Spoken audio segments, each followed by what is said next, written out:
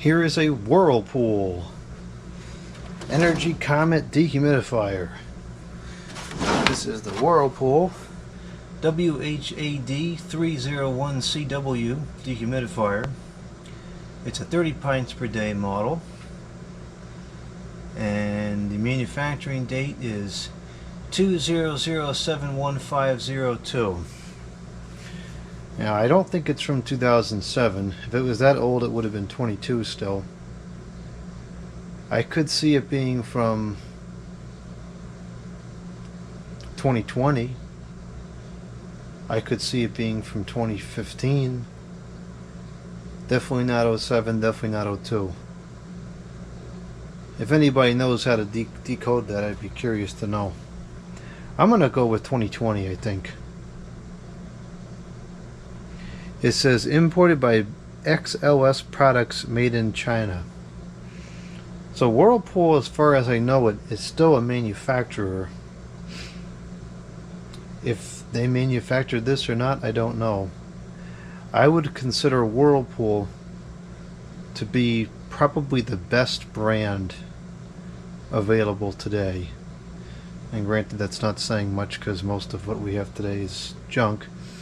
But the Whirlpool stuff seems to be of the better quality today. So I'm going to be giving this to my neighbor. I just don't have a use for it. I got plenty of vintage ones I'd rather use. But he's got the same water problems that I do, so he could use some dehumidifiers. So before I give it to him, I just want to do a teardown on this, see what kind of components are inside, see how easily serviced it is, etc. There's some pieces of tape on here which we're going to remove.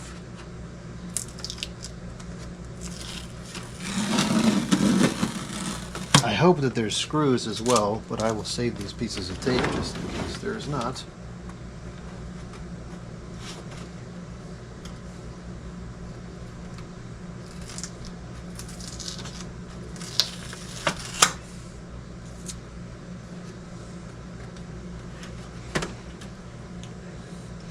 For whatever it's worth, this thing is pretty heavy. It's definitely heavier than other dehumidifiers of newer manufacture that I've worked with of similar capacity. And while weight is not always an indicator of quality, it often is. I would imagine there's supposed to be a handle here, so something might be kind of busted. Alright, so we've got, as far as screws are concerned, we've got a filter here, which is fairly clean, but we'll clean that before I give it to him. We've got 3 screws around the coil.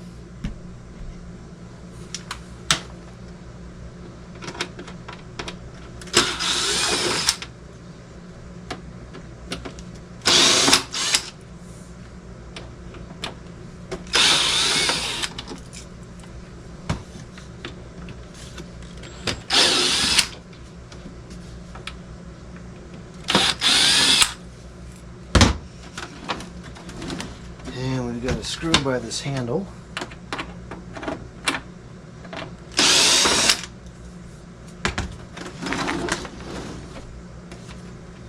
Another screw by this handle. And there's a screw down here. Might have missed that on the other side. Let's see. Yep, I missed it on the other side.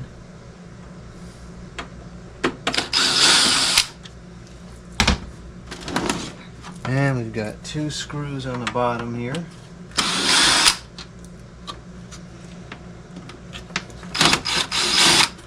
And we've got 2 screws towards the top of the drain out area. And these are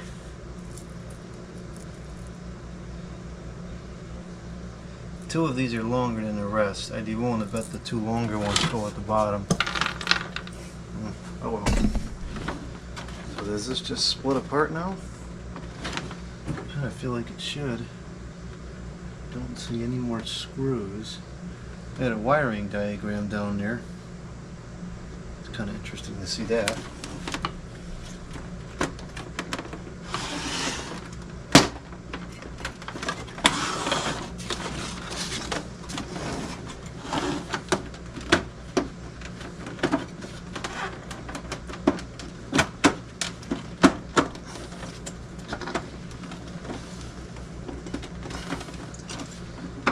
not come apart as easily as the GE one does. I think there's a tab right there.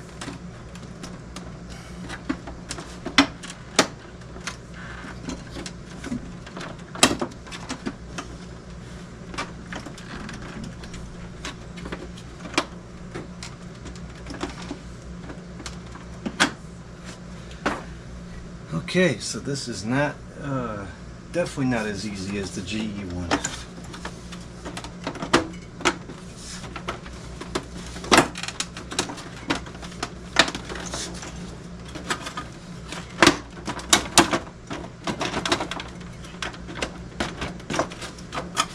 Alright, so I see screws holding the front piece on, so the front piece is not going to come off.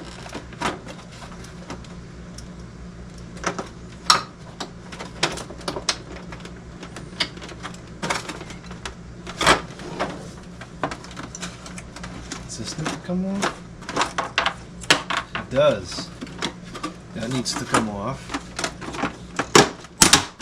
Okay, so maybe it was not as bad as I thought initially.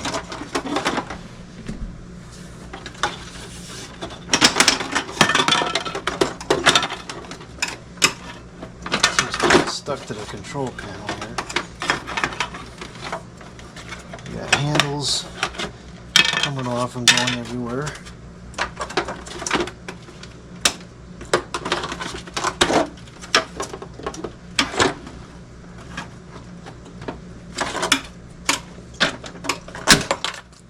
Alright. I don't like the way this one comes apart. The GE one is much easier. Alright, so inside of here we have wish I could see the brand of the compressor, but of course the information is on the other side, or there are no informations. I wonder if I can get this piece off just to see what the brand is.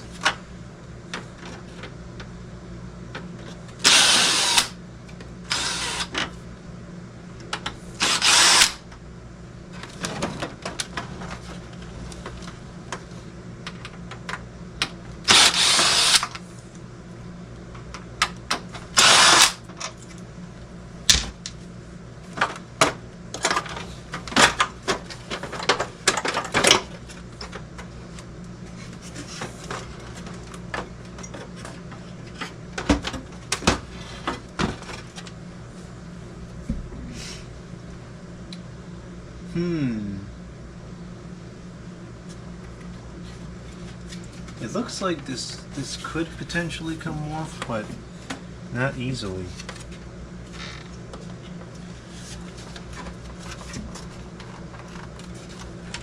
No, that's not interested in coming off. Well, that stinks. We're not going to be able to see what brand the compressor is.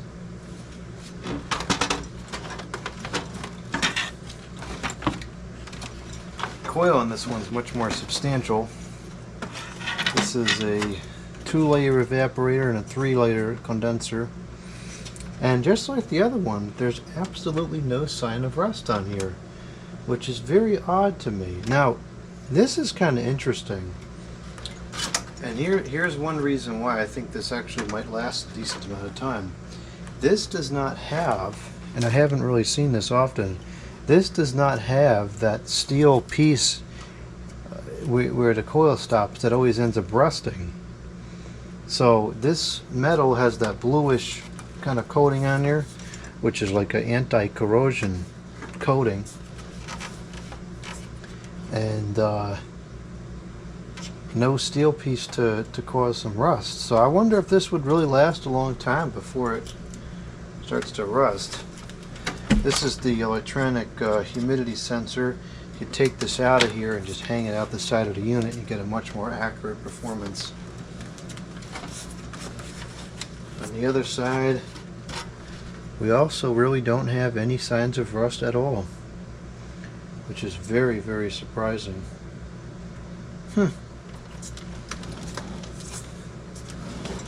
What do you know? Well, I know he'll use these, so I'm sure he'll tell me when one of them breaks. So It'll be interesting to see how long these last. The fan is ball bearing, so that should not have any issues anytime soon. I'm disappointed that we can't find out what brand the compressor is, though. I was really curious to see what brand of compressor Whirlpool would choose. Or if we could tell based on the brand of compressor if it was made by somebody else.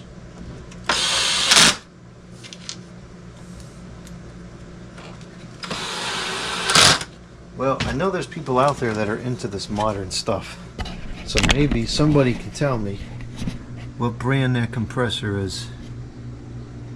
This is kind of an unusual setup here, so maybe that would be enough for someone to identify the brand. That terminal connection's kind of interesting. Otherwise, there's really nothing on there to identify. It's a rotary, of course.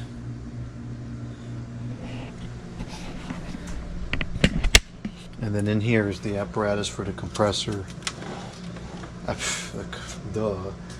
capacitor. The capacitor is in there.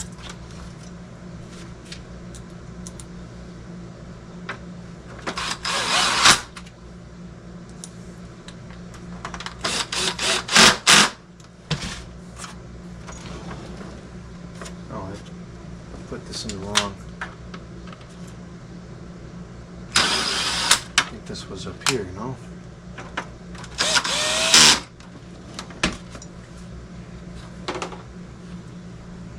Okay, now this might be interesting because we got to play with these.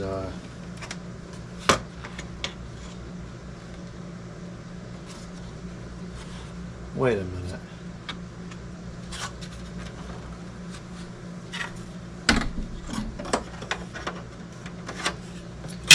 I don't remember now if the screws.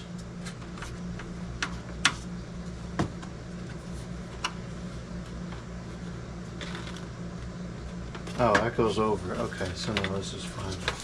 So now we got to play with these handles. Because these handles have to go in like that.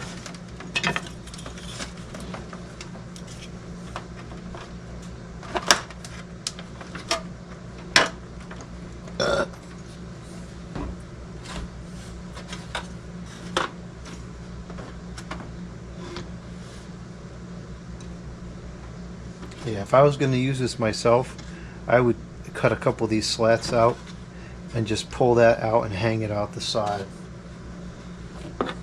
Because one of the design flaws of these things is that as soon as the fan shuts off, the additional moisture on the coil causes the humidistat to call for dehumidification again. And so it'll cycle off for unreasonably brief periods and then come right back on, kind of regardless of what the humidity in the room actually is. And that's not specific to this one by any means. So many of the machines made today are like that. This went in fairly easily on the other side. And it went in pretty easily on this side as well. That was not anywhere near as bad as I thought it was going to be.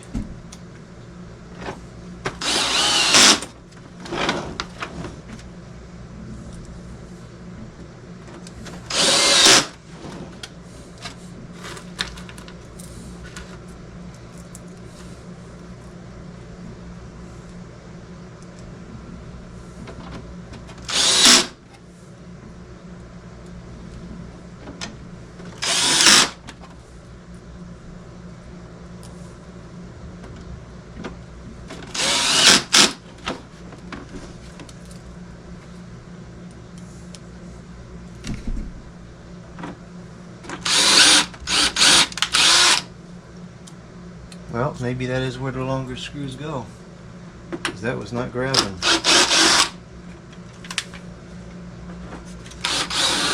Yep, the longer screws go at the bottom.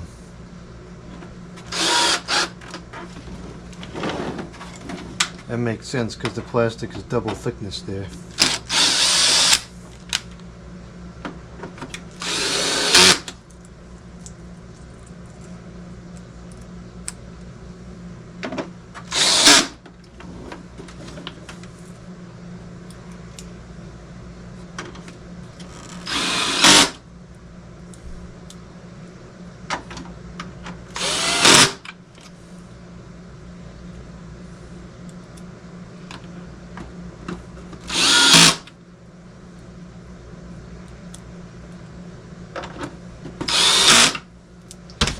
Alright, I missed something somewhere. I got 2 spare parts left. I missed the 2 down here. I've got 0 spare parts now. Just the way it should be.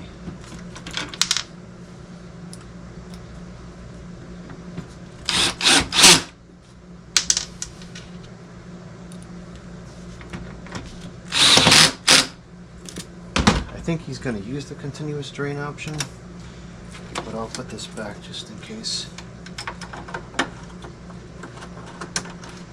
Well, overall, it's not terrible. I think the GE one is a little bit easier to service, but I think this one would probably last longer. Time will tell. I will update when these break if he tells me.